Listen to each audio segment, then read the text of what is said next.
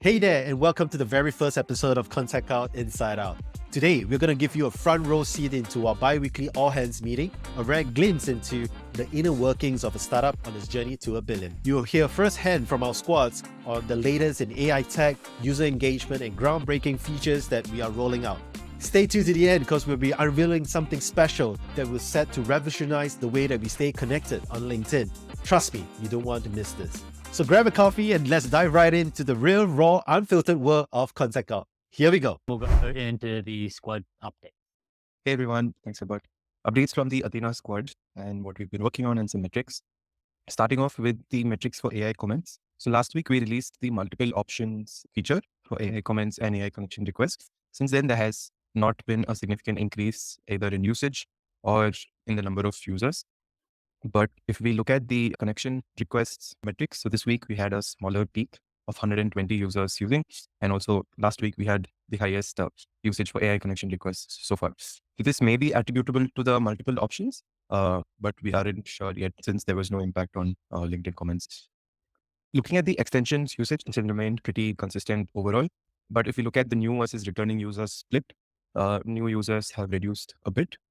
So as we can see, a couple of weeks ago, there were around 1,000 plus new users using our extension, but only for the last few weeks, and especially this week, we only had around 500 to 600 new users coming to use the extension on a particular day. These are users who are revealing a credit for the first time, and the higher other users are the ones who are coming back and returning to use a credit.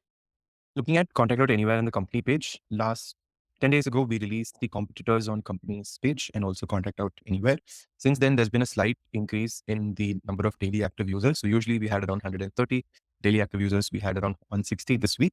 Though the number of users increased for ContactOut Anywhere and company pages on SalesNav and LinkedIn standard company pages, the credit usage across them remains consistent. So we aren't actually sure. So what my assumption is, so users are starting to use the competitors feature, but are going towards LinkedIn standard and using it there rather than going to the company's website itself. Yep, those are the major metric updates. For the features that we're working on, last week we released the multiple options for comments and connection requests. So when you click on a particular option on a comment or a connection request, you'll see multiple options and you can select that to insert into the input box.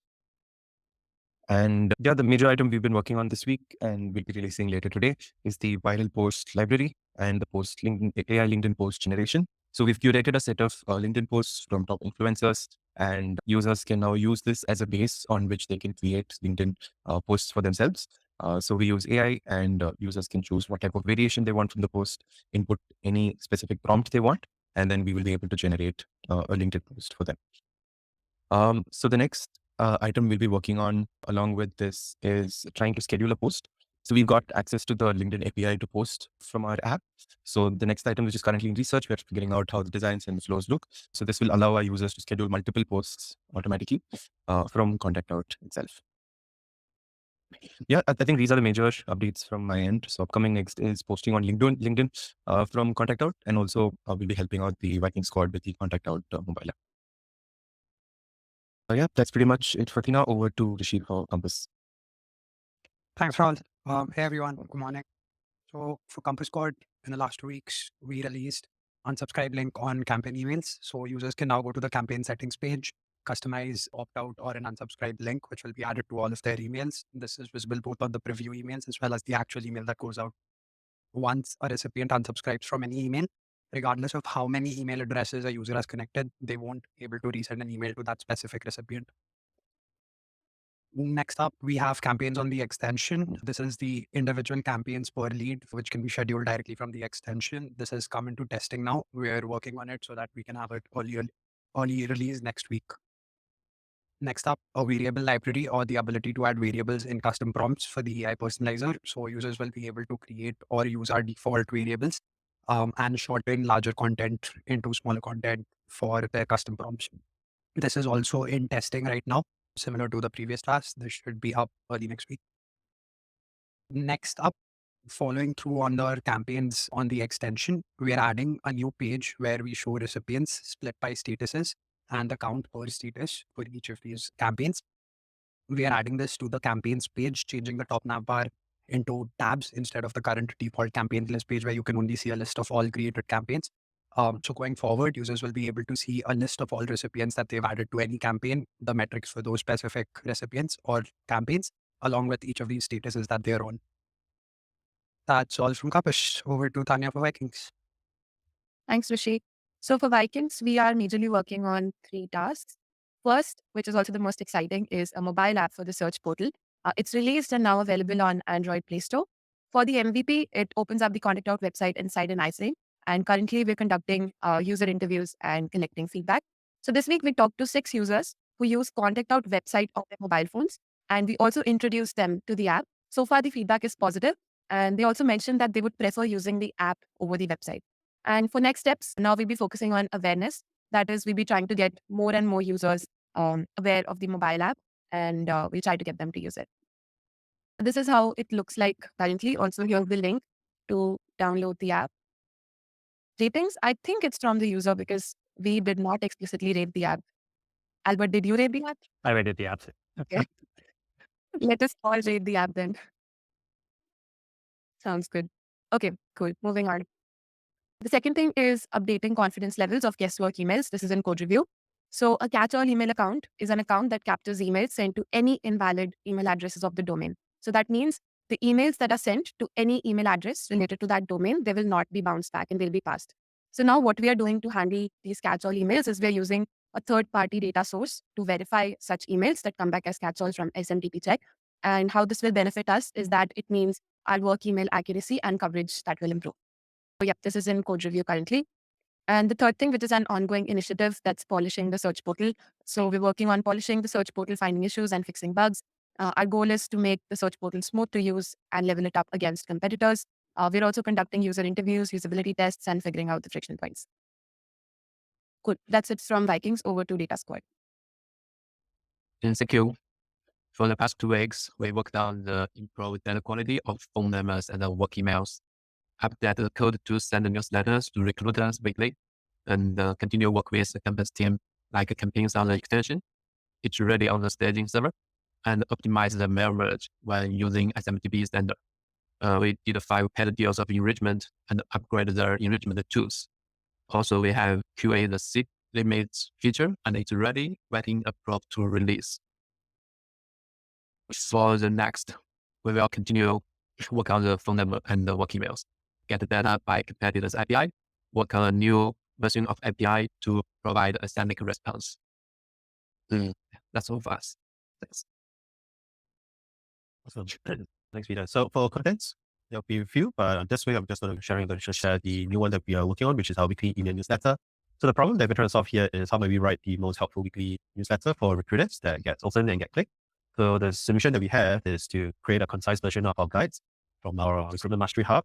For the newsletter, it features links to the guides, the hub, the free co-outreach course that we have already on YouTube, as well as the links to our product updates. What we want to learn is whether this format and structure, and even the content will be engaging and helpful for recruiters, so that they get opens, let's say get clicks for people to want to go and check out the full guide as well. So how we collect the data is by tracking the open rate through the subject line, and also the click to open rate to look at the content. So for the first email newsletter that we sent out was on the intake meetings and job form. So the subject line is there, and the preview text is short in 60 seconds. So the overall open rate we got for this was 30%, which is not too bad for the first one. And then the click to open rate is 15%. So about 15% from the open with the click and explore further. For the second one that we sent this past week, which is on talent mapping secrets, which is our second guide. So this one I experimented with a shorter subject line and see whether it works. But on reverse, also I experimented with a longer preview text to see whether it works. So the preview didn't work. The open rate dropped by 70% to 9.2. But the click to open rate went up 31%, which is about close to 20%. So the format is the same. Interesting thing in terms of what we learned. So obviously, shorter email subject line may not be helpful, but again, need to experiment more. Subject lines with a verb at the front could help at the start, like master or like unlock could work. Preview text does play a role, so keep it short would be better. For the email content, those we use the same format and structure. So that's breakdowns and email newsletter like from Justin Welch in terms of, which is a top leading content creator, and he gets good open rates and click-through rates for his one. It's just to take a similar format and structure how they do it, how he does it, and apply it. So it seems to work, but you can continue to explore and experiment. With email one, one of the key differences is that one of the sections, which is the bulk of it, or label it as 5 steps roadmap, and versus email 2 is how to. So email 2 got better, so maybe how to works better. So it'll be interesting to see. Next one we try out is like how I see that does it work even better. Yes. So lots to experiment and learn from this. Next up, we'll continue experimenting with the subject lines and the content, and continue, I think more so is to focus on the guides that we have on our Recruitment Mastery Hub, that if that quality is better, then it will also reflect on the high quality that we have on our emails as well. Then continue to use the email letters. One of the things we want to do is to feature links to LinkedIn posts to myself, Rob of the sales team, kind of see whether that helps to increase our LinkedIn post impressions as well and engagement. Over to the blog. So for blogs, we already have 3 different sections of it live. We have the recruitment guide, we have the sales mastery hub live. We also have the cold calling mastery hub live. And we also have the founders blog linked from our top navigation bar. And coming to the metrics of what is happening on the blog side, so it is looking positive. We had around 508% bump since the last 8 days on blog side. And I do give this credit to the newsletters. Many people are coming in, joining in through the newsletter directly and reading our blog articles. And this is because currently, if I look at the number of pages indexed or the number of pages we are getting traffic from, there are only 3 top pages which we are getting traffic from. One is the job description, one is the interview blog, and next one is the AI recruitment hacks blog, which we have for recruiters. These are the 3 which are in the most commonly used current keywords. So that's why they are currently on a position 39, 53, etc., on Google. So they are not yet keyword optimized, but these are the 3 ones which are getting organic traffic, but the rest ones are directly from newsletters. So these are the top performing ones, which I can see over here. The best one is the intake meetings. And this one, definitely, it was predicted to be the best performing one as well, because intake meeting, although was a very low keyword volume keyword, but it was a very low competitive keyword as well. So it is getting good amount of hits. From here, the next one which we are going to optimize is definitely the interview questions and the job description blog article. And also on the blog side, we have updated the top navigation for the blog. It is currently similar to what we have on our main domain, so that we have consistency in terms of design and navigation throughout our brand.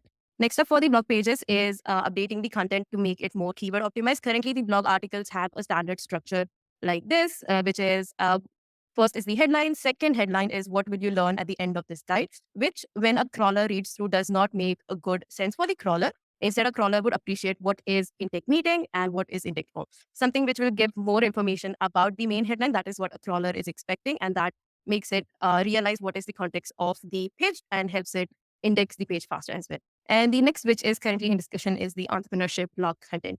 For the famous people pages, this is what we are aiming to launch. So we currently have a pipeline of around 8.363 pages, which we are almost there to launch them out. The design looks like this. Thank you, Sarah, for the designs. So the hypothesis is if we launch pages which have high keyword volume of like celebrities, actors, etc., we will get good volume or traffic from those keywords. And the keyword the long tail keyword which we are going to target is the name of the celebrity, email. That's the keyword which we are going to get traffic from. Rocket Reach is doing something similar. We tried a small experiment with the celebrity pages as well, and it did give us good amount of pages. Like almost 70% of the pages got indexed from that experiment, and around half of them are getting traffic, and they are in the top 10 pages as well. So we are going with a bigger launch this time. So the process which we did is finding the popular keyword names, clearing the keywords to find the real name, because we found the top popular keywords by finding pattern of first name, finding pattern of names which have a first popular name, or first name as a popular name, last name as a popular name. So we found around 10,000 of words or 10,000 of names which are popular in nature. Then we had to clean the file. We are currently working on the final changes in the design. Mark is working on that. Once the final changes are fixed in the design, we already have the page launch, the index pages, and the sitemaps ready to be published out. So that's the update for the famous people pages. Expecting it to be launched by today. Yep, that's from my side. Over to Jeff. All right. So this week, so many things happening. We'll start with the definitive recruitment guide. So we're working on this and trying to make the best source on the internet for actionable recruitment learning. And it seems like right now is a really interesting opportunity because of the way that Google's changing their search rankings. So Rob shared this earlier this week, this article from Search Engine Journal, which basically says that firsthand knowledge trumps everything in search quality. So if an article is written by somebody who has direct knowledge of a topic, that'll be something that's written by some copywriter who hasn't done it every time. And so Google's getting better and better at this. This is I'll try not to go too deep into the weeds on this, but I thought it'd be interesting for you guys to see the thinking here of how to think about, patterns of improvement in a closed box where there's no report, like Google doesn't tell you what is working now that it doesn't work. So here's how I thought about it. It might help you guys. So the way I thought about it was I looked back to before this algorithm update, which was September. I looked at sites that were ranking in the top 100 for one of the guides, which is onboarding. And then I looked at those same sites 2 months later. So that is like on Wednesday. And I looked at who were the biggest winners and who were the biggest losers. And then I looked at on 2 levels, just looking at the URLs of the winners and then the URLs of the losers. And then also looking at every page for the biggest winners and biggest losers. And here's some of the things that I learned. One of the things is, like I said, having an expert point of view. Here's an example of one flare.hr that was first page. There were a ton of these where it's written by copywriter. This woman her current role is a salesperson. She's originally from Turkey. She does sales and her Twitter is just a personal account where you can see she has like a cat makeup on. I don't think that necessarily means she's not an expert on recruiting, but everything else does say that she is. This site went from first page to outside the top 100. And there were like 5 of these, 5 examples just like this. So the sites that won were the ones where it was written from a person who, if you look at their profile, they are a recruiter or someone who knows onboarding. So I found that very interesting. The second thing is I saw that most of the product related or salesy pages tended to lose all their rankings. And the ones that did better were the ones where it was just informational. So I thought one that's particularly interesting is Bamboo HR. They actually had a big winner and a big loser on their site, which tells me the site didn't get a penalty, but it was the actual content. So this is a great example. So the one on the left is the winner, and that is talking about for onboarding, what are the activities? And it takes you step by step written from a recruiter of how to do it. The one on the right was their previous one that was first page, and that is talking about employee onboarding software. So clearly product related pages or anything that's selling, it's not doing well now. Is it the content or the writer that is getting rewarded? Because when I think about the Bamboo HR one that you mentioned, would it matter if it was some other person who wasn't a recruiter who wrote it versus someone who was? Like, how does Google know that this person is reputable versus the content itself? Not all the ones that won had authors, like identifiable authors, but they're all written from the point of view of someone who's done this before. For example, if you wanted good content written about how to do product management, don't hire a copywriter who's going to go learn about it. Hire a product manager to write about how they did it. So is it the author or is it the company, like the domain of it? Because like Bamboo HR does HR software, and I'm not sure if they do HR software, but yes, they do HR software. And no, it's not. It doesn't have to be written by a person who has a social profile that matches. But I think the correlation there is just that it's written by a person who actually does it, and so it's from their POV. So and that's why it does well. So instead of saying, here's another really good example is, these are all, by the way, these red ones here, they're all product related. So these are product related or salesy pages. Flare was about use our onboarding software. Zapier, same thing, all the different onboarding software. Zapier went from first page to off the top 100. And it's not a penalty on their website. It's just that it's all about product and it's not about how to do this thing. People looking for employee onboarding, they're looking for an informational, tactical, instructional guide that they can follow step by step. So those are the ones that did well. And this is another great examples from ADP.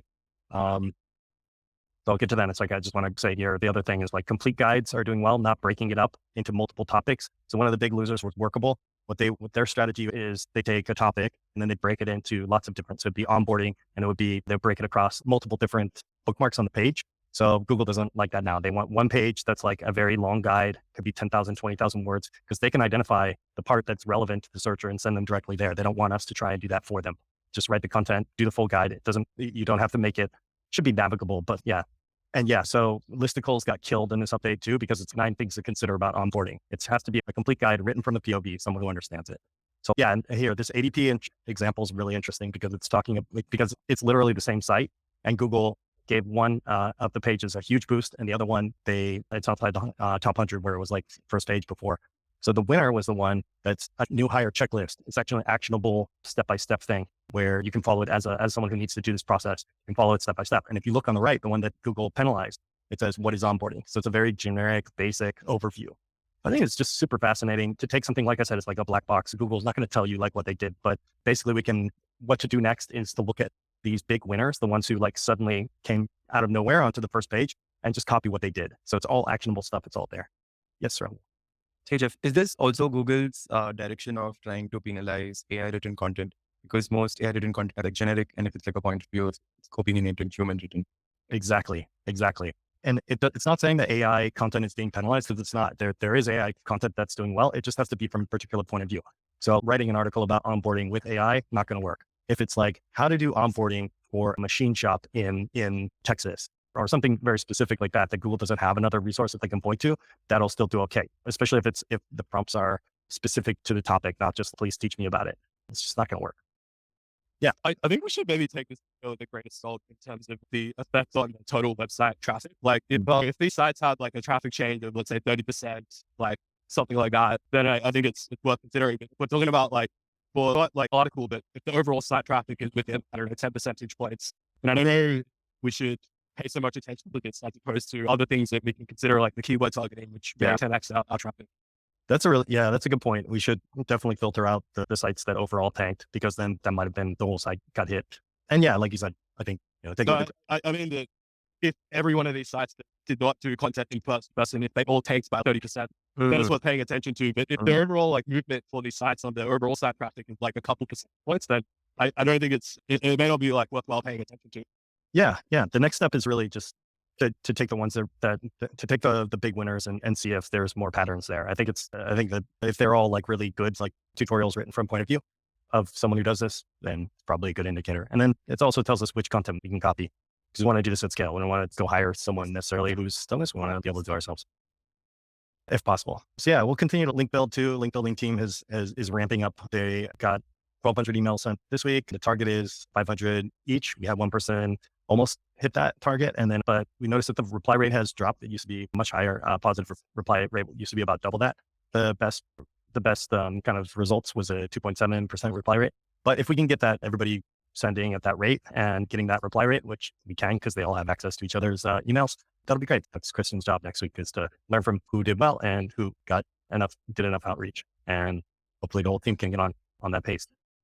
And then, I'll work on the onboarding page next week. I'll have more learnings for you guys. I'll try not to make it so deep, but I thought this might be interesting for you guys to, see how we're thinking about that. But we have 8 pages to do, and we'll start with the onboarding. Then the other thing that I'm working on right now is sales plays. I just noticed one of the things is that we have a lot of qualified accounts, just filtering the Western accounts with Western people where they exhausted credits. We only reach out to 20% of them. So I think there's still like a ton of opportunities there. I created these 5 plays. We'll be running the Busy play next week. Getting Jerwin's team on that. One other interesting thing was that we had run this personalized welcomes cadence, which we'll probably continue doing because we got 6 meetings out of 527 cents. So it's really just one email. It's really easy it's fairly straightforward to do. But yeah, what I learned this week, and I think this is the theme, like you might hear from Rob as well, like that I think the leadership team, we need to be like, get into the weeds and get really detailed with all of these things we run, really QA everything. Because I like the ContactOut team sequence, which I gave to the sales team, a couple of basic things were missed and then the results weren't good. So then it decreases the kind of the faith in the team when you just like, I give them a big document and then it's like, go do this and then stop and don't talk to them. So yeah, that's it for us this week. So I thought that we could spend a little bit of time talking about who are we serving? Because I find, for me personally, sometimes in my day-to-day work, I forget the why or the who we're aiming to help and focus on the problem in front of me. And so, for example, Jeff's team with growth and marketing, like why are we marketing to these people? It's because we think that we have a good solution. And a lot of the times the problem is that they may not know that they could find an easier way to contact people, to like place people, etc., or find like accounts that may be open to what they're selling. And I thought it would be good to just watch a quick video about what a day in the life of a recruiter looks like. When I started this job, I felt so overwhelmed. Like I had so many things to do and had absolute morning. I was preparing 3 things. The first one is I will be taking care of any remaining admin tasks. The second one, I will take action that will be working for me while I'm off. For example, posting a job ad, sending a CV to a client, or sharing an opportunity with the community. And the last thing that I do is preparing my plan for the next day. And in my day plan, I have my to-do list with the people that I still have to contact, with the feedback that I have to give or ask, with the CVs that I have to send, or the job that I'm currently working. And I also have a prospect list. And I really need that list to be large and qualitative enough so I can really focus the next day and I don't have to iterate because I run out of leads. And this is why I spend an important part of this hour researching, and I go on LinkedIn, on job boards, I check the news, etc. So that's what I'm doing during the last hour of the day. And now I have my day plan. And if I look at the timeline, I can divide my day in 5 sections. The first hour of the day, the core hours in the morning and the afternoon, the lunchtime, admin hour, and the last on the lunchtime. So 30 minutes before and 30 minutes after. And during the admin hour, I take care of any admin tasks such as contract or timesheet issue or answering emails. But also anything that is important but not urgent, because I don't want to do that during the core hours. So it could be sending a CV to a client, preparing a cover sheet, posting an ad, etc. But of course, if it becomes urgent because of the context, then I don't wait and I do it immediately. So now we have 2 sections remaining. What am I doing during the core hours and what am I doing during the first hour of the day? And during the first hour of the day, I do 3 things. And the first one is going through my email. So a tip for you here, always start from the bottom and follow the chronological order so you can make sure to not miss anything. Then I screen and prioritize my emails. And again, here I follow the same principle. So if it is urgent and important, I will take care of it right away. But if it is important and not urgent, I will will keep it for the admin hour. Number 2, I screen the CVs of the day. And here again, I prioritize because I know that for some candidates, it can wait until later of the day. But for others candidates, I really need to contact them immediately because I really don't want my competition to do it before. And the last thing that I do, going on job boards and LinkedIn to check if there is any new candidate because it is very important to be on the ball. So now the last section, what am I doing during the core hours? So I usually plan around 2 hours in the morning and 3 to 4 hours in the afternoon. And during this time frame, I really focus on building my client and candidate pipeline. And the ratio can vary depending on many factors, but I always keep a good balance between the client and the candidate side. And I can have a focus for the day, but I will always keep that balance over the week. So basically, that's how I organize my day and to have the best. So something else that came up during a conversation I had with Sean this morning was I asked him why customers buy ContactOut and continue to renew with us year after year. And he said that his best customers and ours understand the cost of bad data. They're happy to pay us because they see the value and the time that they've saved. And the costs of contacting the wrong person means exactly like what this person said.